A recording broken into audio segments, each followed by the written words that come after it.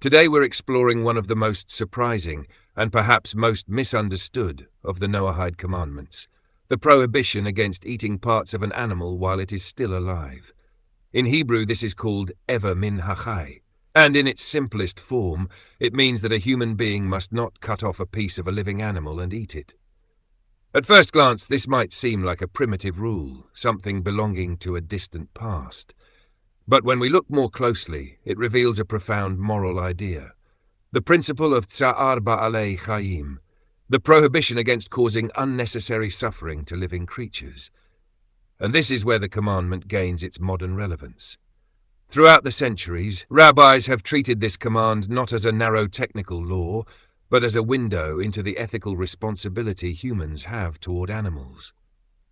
The Torah gives us the first step, a basic rule that declares that an animal has value and that pain should not be inflicted without necessity.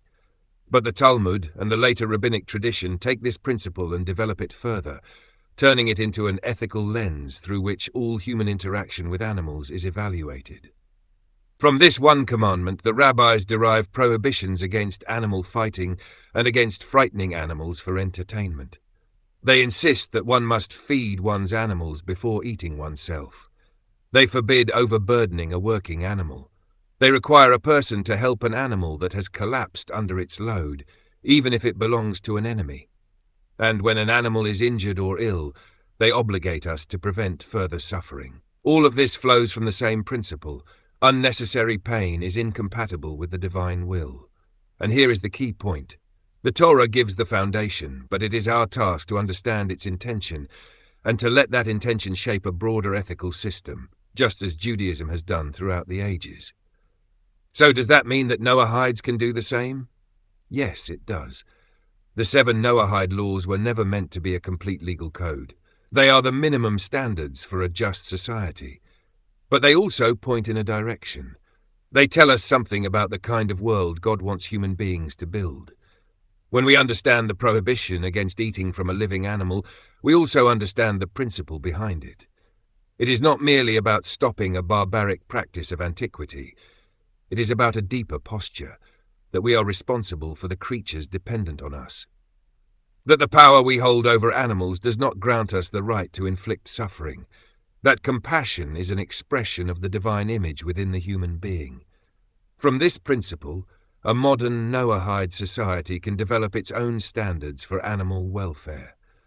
These might include humane slaughter practices, regulations that prevent unnecessary suffering in agriculture, ethical guidelines for animal transport, the rejection of trophy hunting or entertainment-based cruelty, and care for animals that are injured or sick.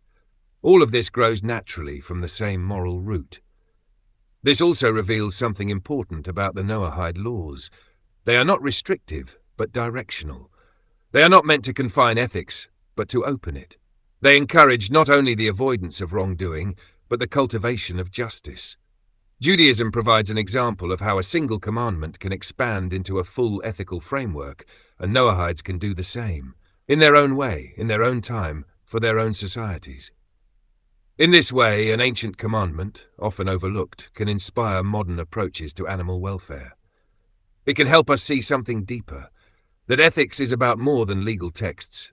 It is about attitudes, intentions, and values. It is about taking responsibility for lives that cannot speak for themselves, and it is about using our power with mindfulness and mercy. When we do this, we don't just build a better society, we also move closer to what is holy.